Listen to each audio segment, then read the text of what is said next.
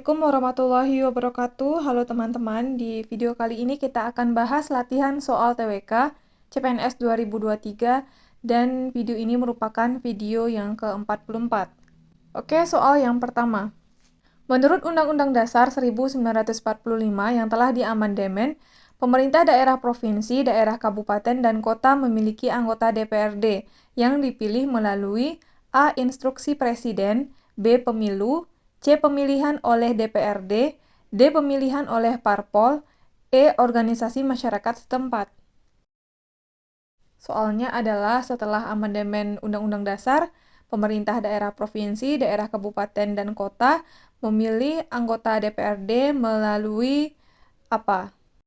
Di antara kelima pilihan ini jawabannya adalah B. Pemilu. Berikut pembahasannya.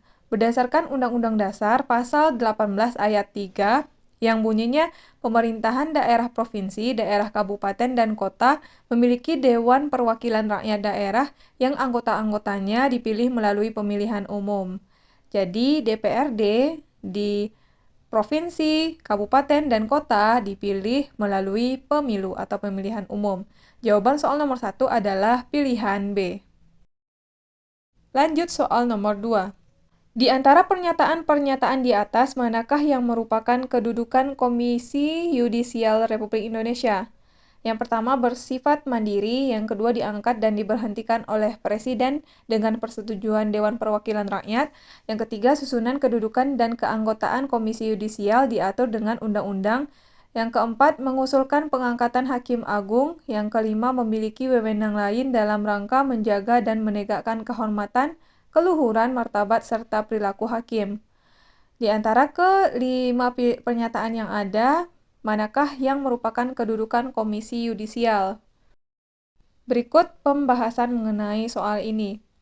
Kedudukan Komisi Yudisial diatur dalam Undang-Undang Nomor 22 Tahun 2004 pada Pasal 2 yang berbunyi Komisi Yudisial merupakan lembaga negara yang bersifat mandiri dan dalam pelaksanaan wewenangnya bebas dari campur tangan atau pengaruh kekuasaan lainnya.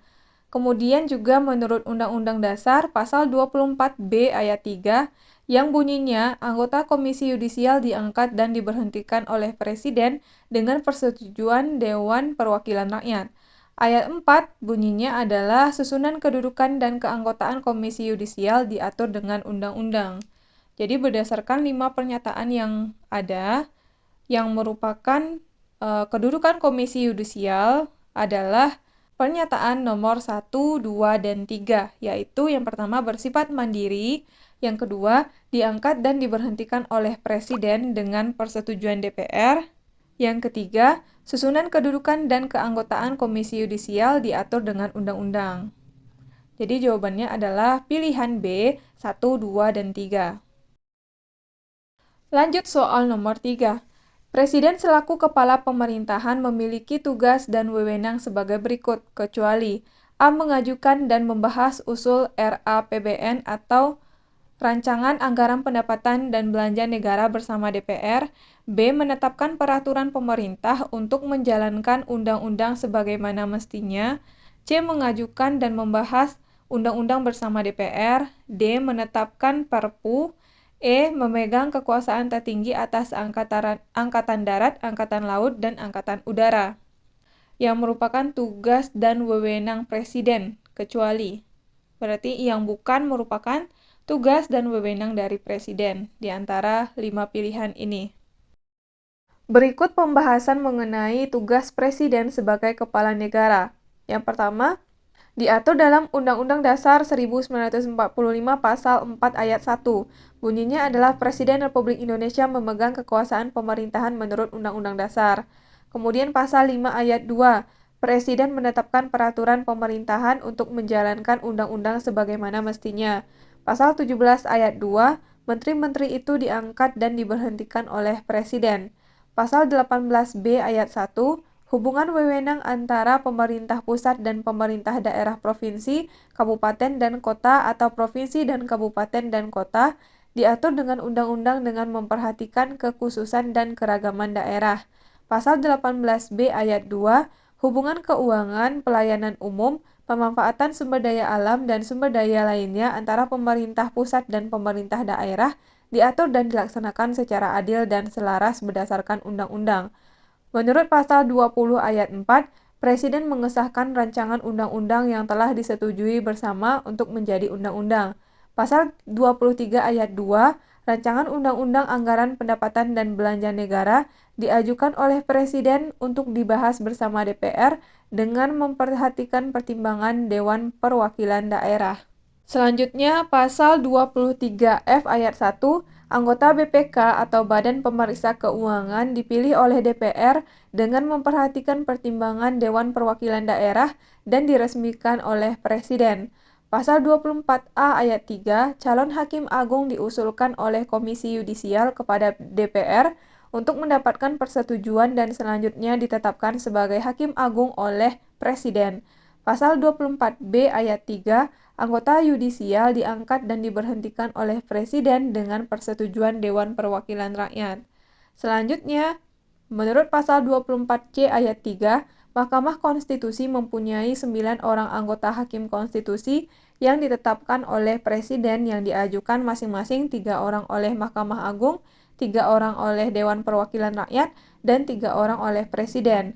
Pasal 28I ayat 4, perlindungan, pemajuan, penegakan, dan pemenuhan hak asasi manusia adalah tanggung jawab negara terutama pemerintah. Pasal 31 ayat 2, setiap warga negara wajib mengikuti pendidikan dasar dan pemerintah wajib membiayainya. Pasal 31 ayat 3, pemerintah mengusahakan dan menyelenggarakan satu sistem pendidikan nasional yang meningkatkan keimanan dan ketakwaan serta akhlak mulia dalam rangka mencerdaskan kehidupan bangsa yang diatur dengan undang-undang. Pasal 31 ayat 5, pemerintah memajukan ilmu pengetahuan dan teknologi dengan menjunjung tinggi nilai-nilai agama dan persatuan bangsa untuk kemajuan peradaban serta kesejahteraan umat manusia. Jadi berdasarkan 5 pilihan ini yang bukan merupakan tugas dan wewenang dari Presiden adalah pilihan E, yaitu memegang kekuasaan tertinggi atas Angkatan Darat, Angkatan Laut, dan Angkatan Udara. Berdasarkan yang kita baca sebelumnya, pembahasan yang kita baca sebelumnya. Sedangkan mengajukan dan membahas usul RAPBN bersama DPR, menetapkan peraturan pemerintah untuk menjalankan undang-undang sebagaimana mestinya, mengajukan dan membahas undang-undang bersama DPR, dan menetapkan Perpu merupakan tugas dan wewenang dari Presiden. Lanjut soal nomor 4.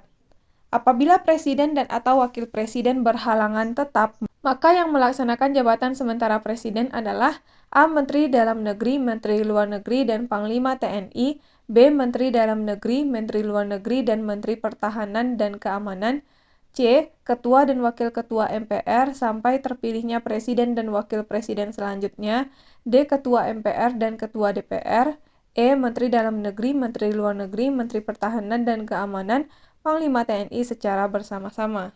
Jadi berdasarkan soal nomor 4, apabila Presiden dan atau Wakil Presiden berhalangan tetap, maka yang melaksanakan jabatan sementara Presiden adalah jawabannya pilihan B, yaitu Menteri Dalam Negeri, Menteri Luar Negeri, dan Menteri Pertahanan Keamanan. Berikut pembahasannya. Berdasarkan TAP MPR nomor 7 garis miring MPR garis miring 1973 pasal 5 ayat 2 bahwasanya jika Presiden dan Wakil Presiden berhalangan secara tetap, maka menteri-menteri yang memegang jabatan adalah Menteri Dalam Negeri, Menteri Luar Negeri, dan Menteri Pertahanan Keamanan. Jawabannya adalah pilihan B. Lanjut soal nomor 5.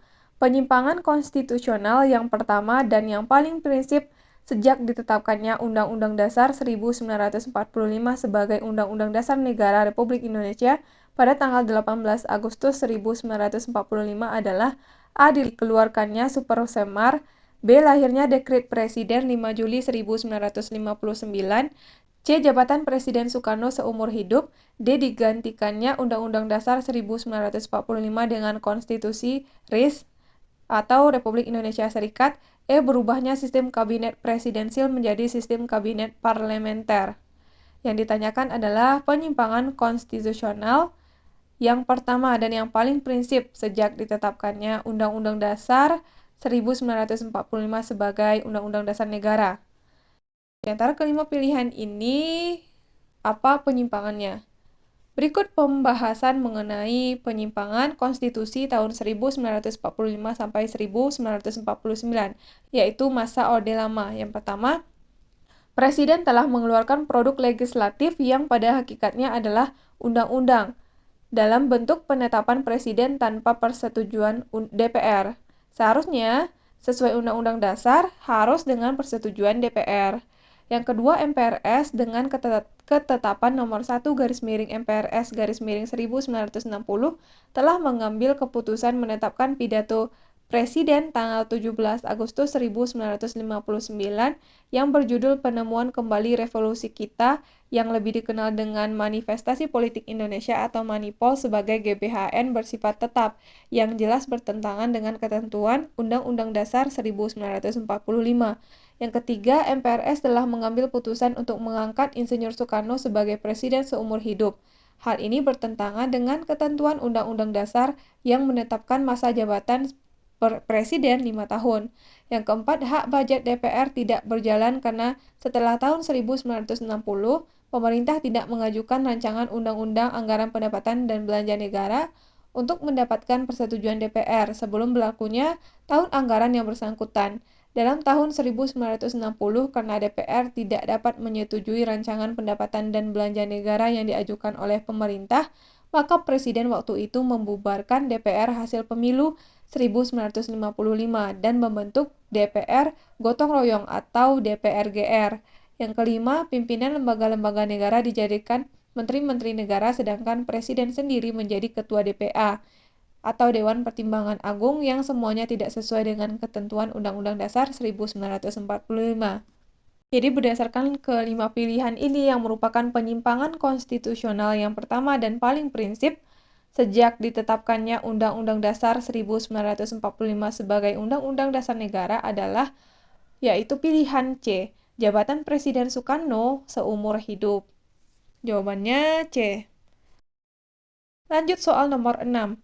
Pembukaan Undang-Undang Dasar 1945 bagi bangsa dan negara Republik Indonesia mempunyai makna sebagai A. Pernyataan kemerdekaan yang terperinci, B. Deklarasi terbentuknya bangsa dan negara, C. Peraturan perundang-undangan tertinggi, D. Pernyataan tentang hak asasi manusia, E. Sumber dari segala hukum yang berlaku. Pembukaan Undang-Undang Dasar bagi bangsa dan negara mempunyai makna. Di antara kelima pilihan ini, jawabannya adalah pilihan A, yaitu pernyataan kemerdekaan yang terperinci. Berikut pembahasannya. Hal ini sesuai dengan ketetapan MPR atau MPRS yang menyatakan bahwa pembukaan Undang-Undang Dasar 1945 sebagai pernyataan kemerdekaan yang terperinci, yang mengandung cita-cita luhur dari Proklamasi Kemerdekaan 17 Agustus 1945 dan memuat Pancasila sebagai dasar negara, merupakan satu rangkaian dengan Proklamasi Kemerdekaan 17 Agustus, dan oleh karena itu tidak dapat diubah oleh siapapun juga, termasuk MPR hasil pemilu, karena merubah pembukaan Undang-Undang Dasar 1945 berarti sama halnya dengan pembubaran negara Republik Indonesia. Jadi jawabannya adalah pilihan A, pernyataan kemerdekaan yang terperinci. Lanjut soal nomor 7. Berdasarkan Undang-Undang Dasar 1945 Pasal 30 Ayat 2, usaha pertahanan keamanan negara yang dilaksanakan melalui sistem pertahanan dan keamanan rakyat semesta, utamanya didukung oleh A. Kepolisian Negara Republik Indonesia, B. Tentara Negara Indonesia, C. Kepolisian dan TNI, D. Rakyat dan TNI, E. Pemerintah. Yang ditanyakan adalah berdasarkan pasal 30 ayat 2 Undang-Undang Dasar, usaha pertahanan keamanan negara dilaksanakan melalui sistem pertahanan dan keamanan rakyat semesta utamanya didukung oleh. Di antara kelima pilihan ini jawabannya adalah kepolisian dan TNI. Berikut bunyi pasal 30 ayat 2 Undang-Undang Dasar. Usaha pertahanan dan keamanan negara dilaksanakan melalui sistem pertahanan dan keamanan rakyat semesta oleh TNI dan Polri sebagai kekuatan utama dan rakyat sebagai kekuatan pendukung. Jadi jawabannya adalah pilihan C, kepolisian, dan TNI. Soal nomor 8.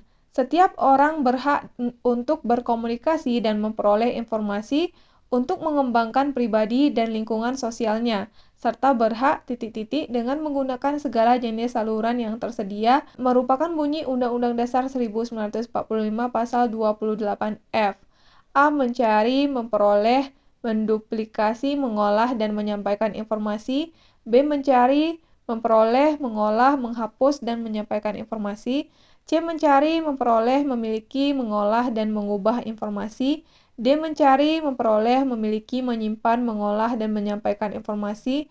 E. Mencari, memperoleh, memiliki, menyimpan, mengolah kembali, dan menyampaikan informasi. Dari kelima pilihan ini yang cocok untuk mengisi pasal yang kosong ini adalah pilihan D, yaitu mencari, memperoleh, memiliki, menyimpan, mengolah, dan menyampaikan informasi. Setiap orang berhak untuk berkomunikasi dan memperoleh informasi untuk mengembangkan pribadi dan lingkungan sosialnya, serta berhak mencari, memperoleh, memiliki, menyimpan, mengolah, dan menyampaikan informasi. Lanjut soal nomor 9. Negara memprioritaskan anggaran pendidikan sekurang-kurangnya persen dari untuk memenuhi kebutuhan penyelenggaraan pendidikan nasional. A 20% dan APBN, B 15% dan RAPBN, C 22% dan anggaran bulanan negara, D 15% dan APBN daerah, E 20% dan APBN provinsi. Untuk melengkapi kalimat di atas, yang cocok adalah pilihan A, yaitu 20% dan APBN.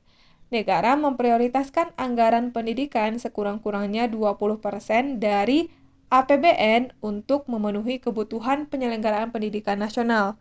Berikut pembahasannya. Berdasarkan Undang-Undang Dasar 1945, Pasal 31 Ayat 4, negara memprioritaskan anggaran pendidikan sekurang-kurangnya 20% dari anggaran pendapatan dan belanja negara, serta dari anggaran pendapatan dan belanja daerah untuk memenuhi kebutuhan penyelenggaraan pendidikan nasional. Jawabannya adalah pilihan A, 20% dan APBN. Lanjut soal nomor 10. Berikut ini termasuk ke dalam bidang hukum privat kecuali A. Seseorang melakukan perkawinan di luar negeri. B. Seorang anak menuntut hak waris dari orang tuanya. C. Seseorang menepati perjanjian jual beli tanah. D. Seseorang mengadakan perjanjian jual beli tanah. E. Seorang dengan sengaja melakukan penipuan pada orang lain. Yang ditanyakan adalah kecuali, yang bukan termasuk ke dalam bidang hukum privat. Oke, hukum privat. Apa yang dimaksud dengan hukum privat? Berikut pembahasan mengenai hukum privat. Hukum privat atau perdata adalah hukum yang mengatur kepentingan dan hak-hak orang perorangan atau hukum yang mengatur hubungan antar individu dengan individu lain yang sifatnya khusus atau pribadi. Hukum privat meliputi hukum pribadi, hukum keluarga, hukum kekayaan, hukum waris, hukum dagang atau jual beli, dan hukum adat. Jadi di antara kelima pilihan ini yang bukan merupakan hukum privat atau hukum perdata adalah pilihan E, yaitu seseorang dengan sengaja melakukan penipuan pada orang lain, sedangkan seseorang melakukan perkawinan di luar negeri, seorang anak menuntut hak waris dari orang tuanya, seseorang menepati perjanjian jual beli tanah, dan seseorang mengadakan perjanjian jual beli tanah termasuk hukum privat. Jawabannya adalah pilihan E. Seorang dengan sengaja melakukan penipuan pada orang lain. Oke, teman-teman, kita udah selesai bahas 10 soal. Mudah-mudahan video ini bermanfaat untuk teman-teman semuanya. Terima kasih buat yang udah nonton video ini. Sampai ketemu lagi di video selanjutnya.